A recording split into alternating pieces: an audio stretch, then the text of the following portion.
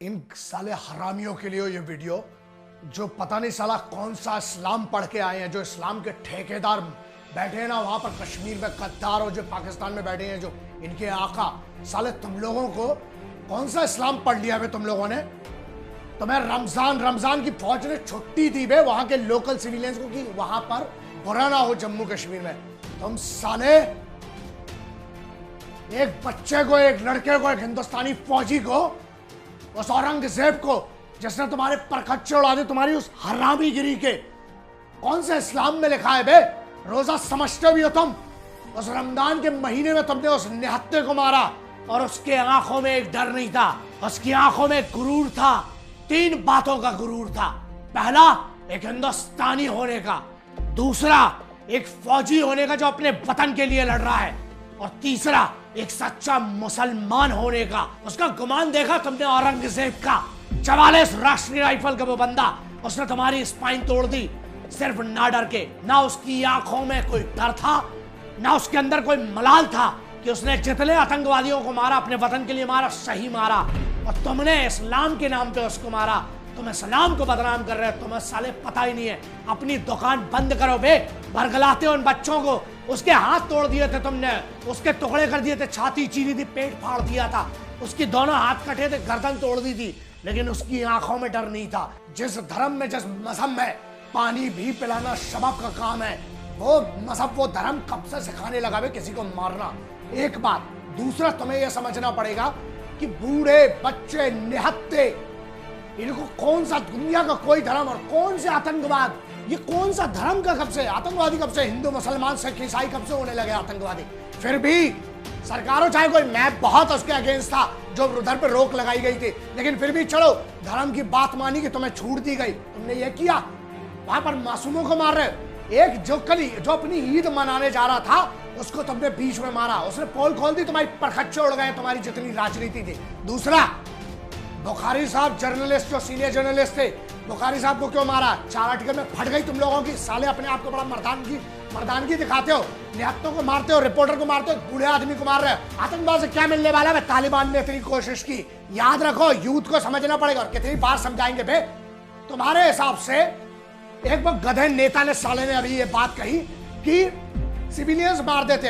अबे सिविलियंस का मतलब पता है बे? कौन सा सिविलियन मर गया? Bloody, you call yourself a lawyer. तुम्हें पता है, बड़ा वकील बने घूम रहे नेता, जो 2-4 जो बड़े वकील हैं। एक काम करो बे, लॉ पढ़ के आओ। कौन से लॉ में ये लिखा है? जरा क्लियर कट पढ़ना। Unlawful activities law. कौन से लोग अनलॉफुल एक्टिविटी कर रहे हैं वहां पर? अच्छा, और चलो तुम्हारे हिसाब से, लॉ के हिसाब से ये बताओ, आतंकवादी को पनाह देना, आतंकवादी को छुपाना, आतंकवादी को खबर देना, आतंकवादी को कवर देना, कवर भागने के लिए कवर देना, ये कौन सा लॉफुल एक्ट है? कुछ आज तक एक बात समझ में नहीं आई। वहां पे जो सिपाही मर रहा है, जो सिक्योरिटी फोर्सेस का है, आर्मी, नेवी, एयरफोर्स का बंदा है, जो वहां पर पैरामिलिट्री फोर्सेस के जो बंदे हैं जो मरते हैं, कश्मीर के बाहर आज तक कोई मुख्यमंत्री कश्मीर का, आज तक कोई नेता वहां का जम्मू कश्मीर के बाहर आया? वो सिपाही के बाहर का है, वो सिपाही उधर क्यों मर रहा है? आर्टिस्ट कह देते कि साला हम तो आर्टिस्ट लोग हैं, क्रिकेटर कहते थे हम क्रिकेटर लोग हैं, तो साला फौजी कौन सी पर्सनल दुश्मनी लेके बैठा है वहां पर? You will have to bloody answer this यार। There are very strict rules of engagement which are very strictly followed by the Indian Armed Forces. ऐसे नहीं गोली चलाने लगती फौज। ये बात समझ में नहीं आ रही है, तुम लोग सहन कैसे कर लेते हो यार? तुम्हारी पूरी सुरक्षा, तुम्हारा पूरा परिवार जो है ना, वो उन्हीं सिपाहियों, चाहे वो पुलिस के सिपाही हो, चाहे पैरामिलिट्री फोर्सेज का हो, चाहे आर्मी का हो यार, उन्हीं सिपाहियों ने तुम्हें सुरक्षा दे के रखी है। उनका कुछ तो कर्ज मानो अपने ऊपर यार। अगर काम की सिर्फ बात होती है, 18,000, 20,000, 25,000 की नौकरी में ना कोई वहां मरेगा नहीं वहां जाके तुम्हारे लिए, सिर्फ इसलिए क्योंकि वो इस वतन से मोहब्बत करता है।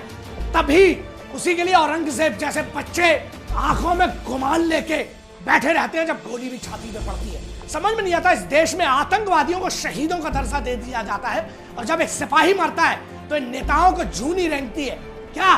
तो आप गए कभी उनके घर?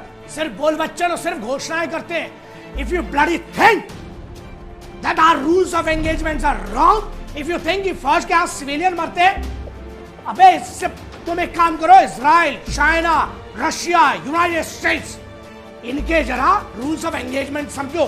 दूसरा, नो टॉलरेंस पॉलिसी जिस दिन लगा दी गई ना साहब, उस दिन समझ में आएगा आप लोगों को उस दिन फिर टॉलरेट नहीं किया जाएगा। रही बात यहाँ की, कितनी ह्यूमन टच है हमारी फौज में पता है ना, बूढ़ों को बचाती है बरसात में, जब कुछ भी होता है ना फौज ही काम आती है। और आप उस फौज के मोराल को डाउन करने का हक इस देश के ना किसी नेता को होना चाहिए ना किसी को भी। That's why we all bloody have to decide. The rules of engagement have to be very clear. पत्थर दिखे गोली पड़ेगी। औरंगजेब भाई तेरी कुर्बानी ना, मैं जितना अपनी हिंदुस्तानी फौज को जानता हूं ना, सिक्योरिटी फोर्सेस को, तेरी कुर्बानी दोस्त नहीं जाएगी। हिंद, वंदे मातरम, इंकलाब जिंदाबाद, भारत माता की जय।